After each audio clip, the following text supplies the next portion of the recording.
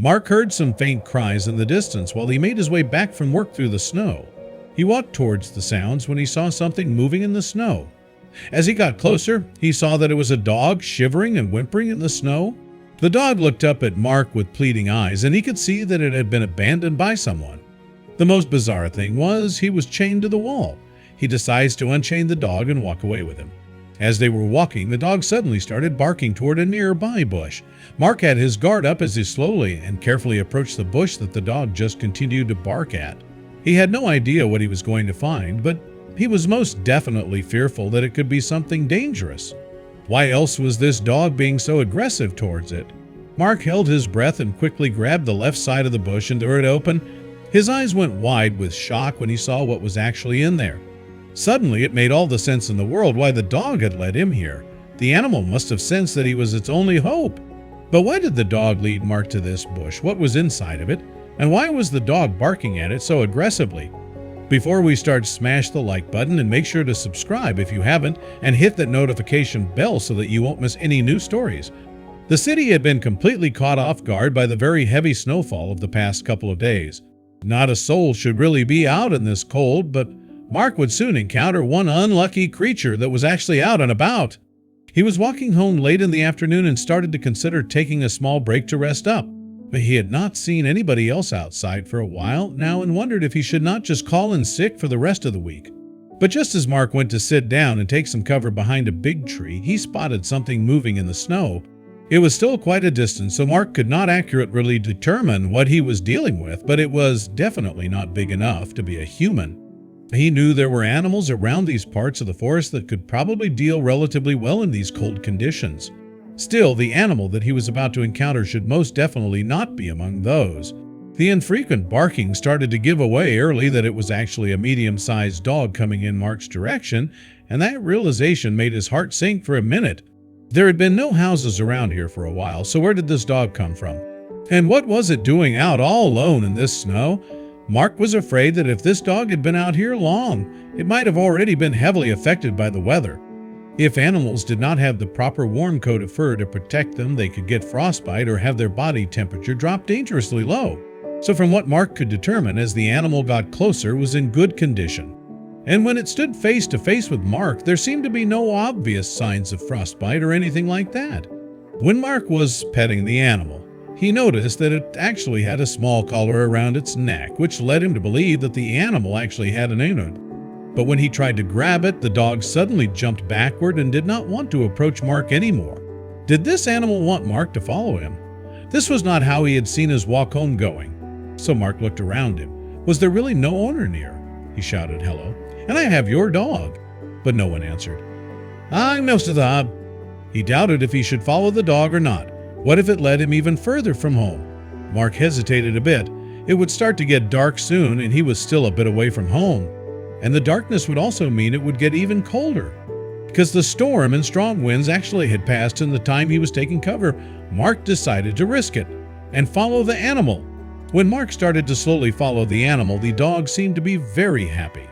He was almost jumping for joy and was wagging his tail as he kept looking back at Mark.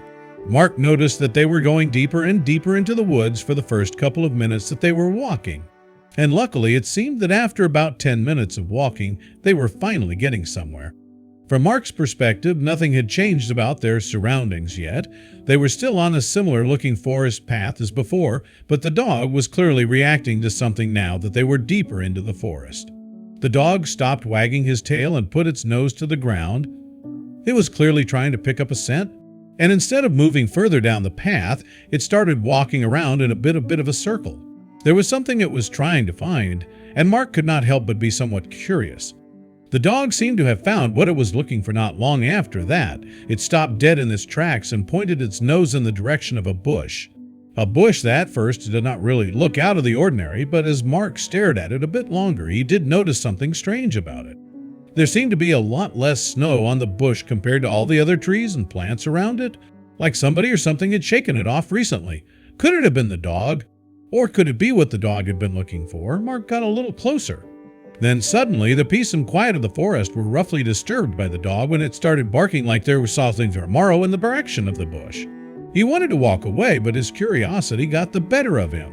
He had no other choice but to get even closer. Then suddenly something fastly moved and shot out of the bushes deeper into the forest and off the trail. Mark did not have enough time to process what had just happened. It all went so quickly. But before he could really take a moment to think, the dog he had been following had started barking and shot through his legs. Whatever had just come out of the bushes, the dog was going after it.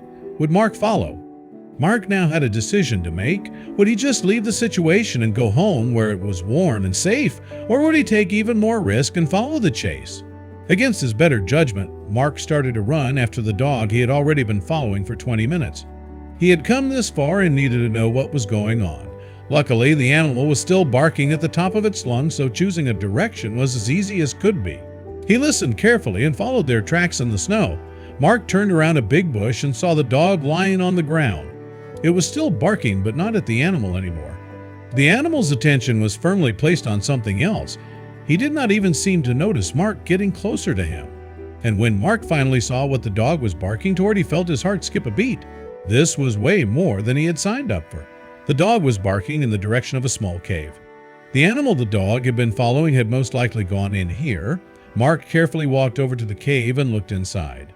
Mark looked at the dog, who had stopped barking and now looked hopefully back at Mark. And then he suddenly thought of something.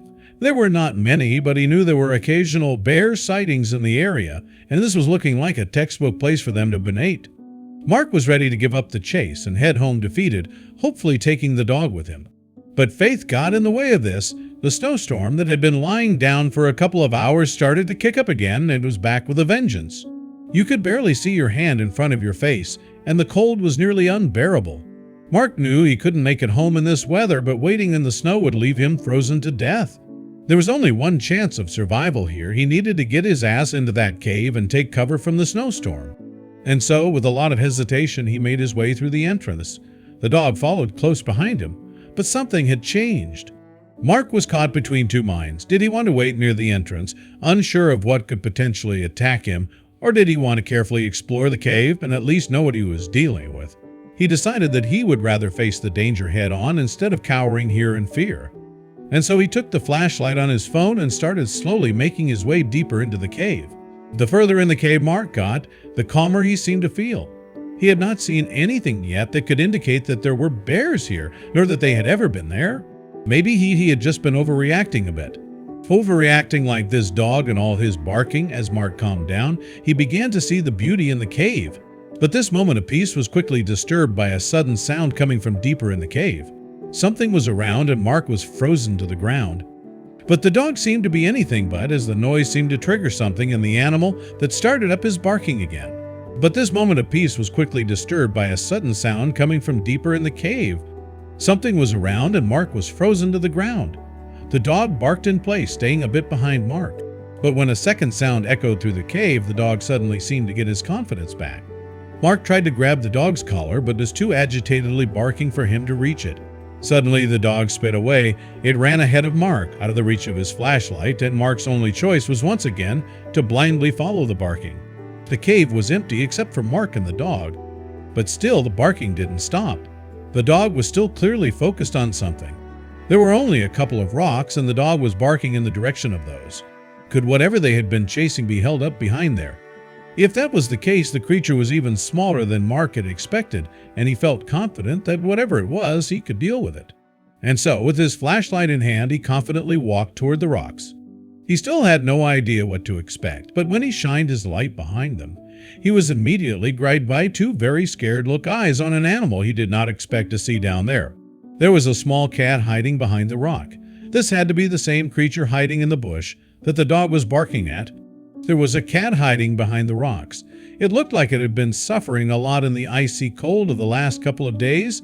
The cat seemed to be frightened because of the dog's presence and loud barking.